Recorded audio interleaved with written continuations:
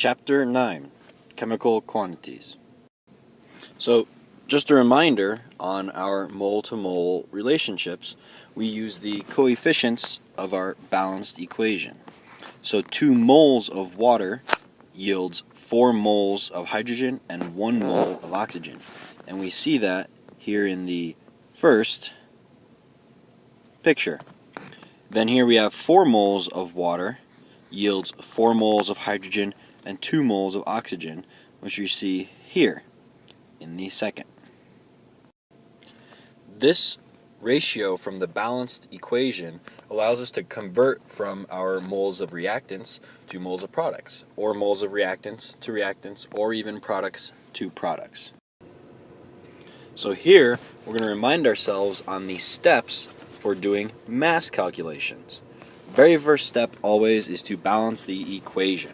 Then we take the masses and we convert to the number of moles using the molar mass from the periodic table. We used our balance equation, set up a ratio, and then we use that ratio to calculate the number of moles of our desired reactant or product. Remembering that in our ratio, we have what we want or desired on top, and what we started out with on the bottom. Then we convert those moles back into mass. So here's an example of a mass calculation and stoichiometry.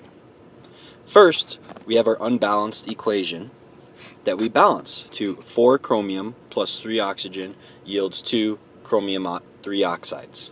We also calculated the molar mass of the chromium 3 oxide to be 152 grams per mole. We take the given number of grams of chromium, 15, and divide by the molar mass of chromium, which is found on the periodic table, to get 0.288 moles. Then we need to determine the number of moles of chromium 3 oxide produced. So we look at our balanced equation and we see it's 4 chromiums right here to 2 chromium 3 oxides. And that's why we have a 2-to-4 ratio down here. And remember, what we want is on top, that's why we have our chromium 3 oxide, to what we have, which is on the bottom, the 4 moles of chromium. Then using that ratio, we're able to calculate we will produce 0.144 moles of chromium 3 oxide. Here, our final step is to take our moles of chromium 3 oxide and convert it back into grams. So we take the moles, and we have our molar mass of chromium 3 oxide, 152.00, which was calculated using the periodic table, 2 chromiums plus 3 oxygens. Now, since you were fortunate enough to actually take the time to watch this video, I'm going to give you a hint and say that this is probably a good question to know for the exam.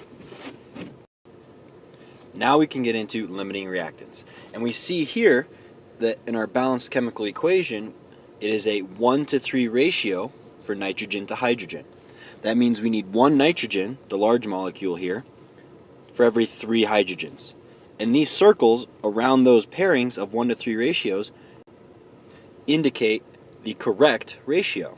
Now if you notice, we are missing some hydrogens for these 2 lonely nitrogens. These are in excess. Since these nitrogens are in excess, our limiting reactant is hydrogen. We don't have any more hydrogen to react with a given nitrogen. And you see here, these are the same hydrogen after the reaction mingling with the ammonia. So here are the steps to calculating a limiting reactant problem. The first thing that's going to indicate a limiting reactant problem is that you're going to be given 2 amounts of reactants. So reactant A and reactant B are both going to have a given amount in grams. So what you first need to do, just like in every single stoichiometry problem, is write a balanced equation, getting our correct ratios. Then, just like every single time, we convert our masses into moles. Now, in a problem, they may just give you moles, which then you do not have to go from the masses to moles because you're already in moles. Then we take the number of moles of reactants and the appropriate ratio, we determine which reactant is limiting. Now we're going to compare what we have, the amount of one reactant, to what we need. We always want to compare what we have to what we need. Then once we find out what is limiting, we use that to compute the number of moles of our desired product. Now we go back, use the number of moles of our limiting reactant, and we can calculate the number of moles of our desired product using that ratio. And then finally we convert the moles of product back into grams. So here in this problem we have 10 grams of A, 10 grams of B, and they give us the molar masses of each and the final product. And our first step is to balance the equation. And here we can assume, because it's A, B, and C, that it is balanced. 1A to 3B to 2C. Then we take our grams of each reactant, A and B, and convert to moles. So we have 1 mole of A and half a mole of B. Now we're going to ask ourselves, with my 1 mole of A, how many moles of B do I need? Or how many moles of B are required to react with all of A? So I have 1 mole of A, and I use the ratio of 3 to 1 to get to how many moles of B. I need 3 moles of B. Now I can look back and see how much moles of B I actually have. I only have 0.5. Therefore, I do not have enough B, and my B is limiting. Once I find that my B is my limiting, now I can go back, start with 0.5 moles of B, use the correct ratio, noticing I have 2 moles of C, because now I want to find C, my product, using the limiting reactant, B, and B is on the bottom. So my ratio from up here, 3 to 2, 3 moles of B, 2 moles of C, and I determine that I'm only going to make 0.33 moles of C. Now that I've figured out how many moles of C I'm going to make, I can then take that and convert it back into grams.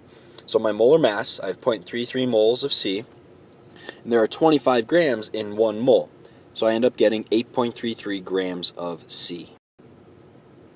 Now here is a percent yield, remembering that actual divided by theoretical. So what you do on paper is the theoretical. That's that in the perfect world, you are going to make that many number of grams. Now the problem would say that the actual amount obtained was this. Then you take the actual divided by theoretical to determine your percent yield.